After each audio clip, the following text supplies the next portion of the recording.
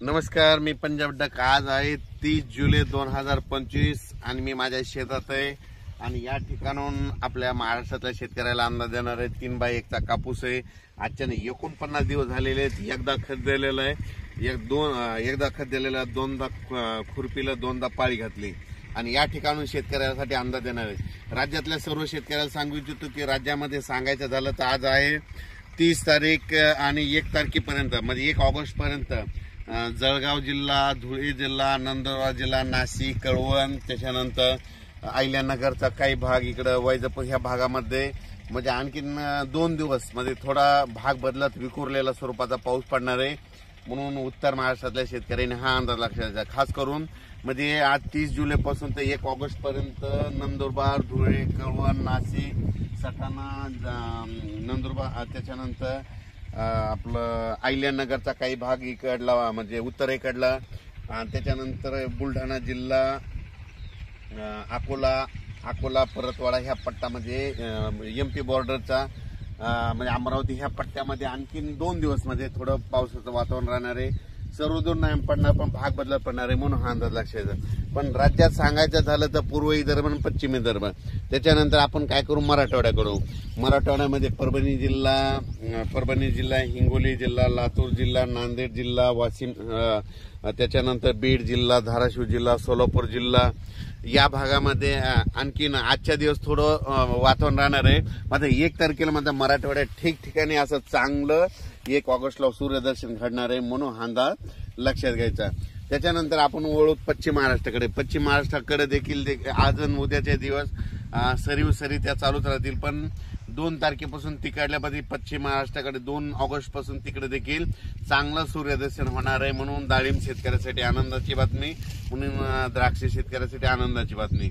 त्याच्यानंतर काय करायचं, आपण पूर्व आणि पश्चिम विदर्भ 6-5-11 जिल्ह्यामध्ये म्हणजे वर्धा, नागपूर, भंडारा, गोंदिया, चंद्रपूर, त्याच्यानंतर अकोला, यवतमाळ, बुलढाणा, अमरावती या भागामध्ये पूर्व आणि पश्चिम म्हणजे 6-5-11 जिल्ह्यामध्ये तिकडे आणखीन 1 तारखेपर्यंत थोडं ढगाळ वातावरण आणि तुरळक ठिकाणी पाऊस देखील असणार आहे।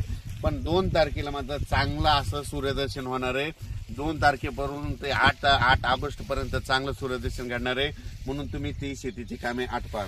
त्याच्यानंतर कोकण म्हणजे सांगायचं झालं तर सांगली, कोल्हापूर, सोलापूर, पुणे हे कोकण पट्टीचा पाऊस मात्र त्या सरी मात्र 10 मिनिटाच्या 5 मिनिटाच्या कोकणातल्या सरी चालू राहतील, म्हणून हे लक्षात घ्या। त्याच्यानंतर कर्नाटकमध्ये बेळगाव, निपाणी त्या भागात देखील म्हणजे सरी थोड्याफार येणार आहेत, म्हणून कर्नाटकच्या शेतकऱ्यांनी हे देखील अंदाज घ्यायचा। पण राज्यात परत तुम्हाला सांगू इच्छितो की आता परत 1 ऑगस्ट पासून ते 8 ऑगस्ट पर्यंत काय होणार आहे, चांगलं सूर्यदर्शन होणार आहे, पावसाचा जोर कमी होणार आहे। मग पाऊस नंतर राज्यात कधी येणं, शेतकऱ्याने कधी कामं करून घेतली तर शेतकऱ्याला सांगू इच्छितो की तुम्ही काय करा, 8 ऑगस्ट पर्यंत तुम्ही शेतीची कामे करा। पण 8 ऑगस्टला तुम्हाला सांगतो की पाऊस कोणत्या प्रकारे कोणत्या भागात येणार आहे। 8 ऑगस्टला तुम्हाला सांगतो कर्नाटकमध्ये बेळगाव जिल्हा, त्याच्यानंतर निपाणी तालुका, त्याच्यानंतर कोल्हापूर, सोलापूर, सातारा, त्याच्यानंतर पुणे, त्याच्यानंतर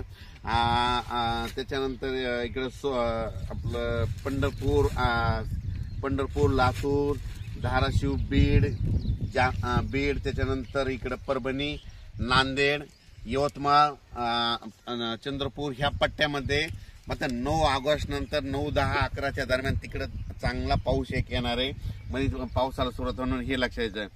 त्याच्यानंतर तो पाऊस परत काय होईल, वाढत देखील जाणार आहे, मग अंदाज लक्षात घ्या, त्याचा आपण नंतर अंदाज घेऊ।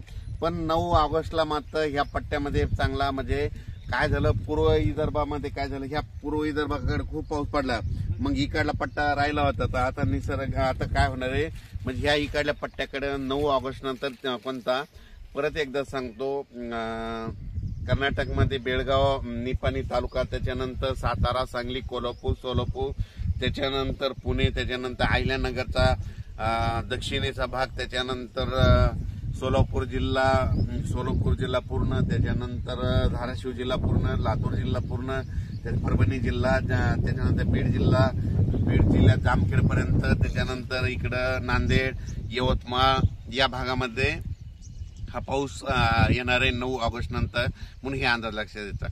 अचानक वातावरणात बदल झाला तर लगेच एक मेसेज दिला जाईल. पण राज्यात मात्र 1 तारखेपर्यंत थोडा विखुरलेल्या स्वरूपात पाऊस येणार आहे. म्हणजे एकदम असा मोठा पडणार नाही. अर्ध्या तासाचा, 1 घंट्याचा, म्हणजे 20 मिनिटाचा, 5 मिनिटाच्या अशा सरी मात्र आणखीन 2 दिवस वातावरण राहणार आहे. जालना जिल्ह्यात देखील आज देखील बऱ्याच ठिकाणी थोडा विखुरलेल्या स्वरूपाचा पाऊस पडणार आहे. संभाजीनगरकडे विखुरलेल्या स्वरूपाचा पाऊस पडणार आहे. अहिल्यानगरकडे विखुरलेल्या स्वरूपाचा आणखीन 1 ऑगस्ट पर्यंत पाऊस पडणार आहे. बुलढाणा जिल्ह्यामध्ये 1 ऑगस्ट पर्यंत विखुरलेल्या स्वरूपाचा पाऊस पडणार आहे. अकोला जिल्ह्यात विखुरलेल्या स्वरूपाचा पाऊस पडणार आहे. अमरावतीमध्ये 1 ऑगस्ट पर्यंत राहणार आहे. त्याच्या हा अंदाज सगळ्यांनी लक्षात घ्यायचा. पण राज्यात मात्र 2 तारखेमध्ये 2 ऑगस्ट पासून चांगला असं सूर्यदर्शन दिसेल. म्हणजे चांगला असं सूर्यदर्शन होणार आहे. आणि सध्या शेतकऱ्यांना सूर्यदर्शनाची गरज आहे, म्हणून हा अंदाज खास करून माझ्या शेतातून दिलेला आहे. परत उद्या एक अंदाज दिलेला जाईल.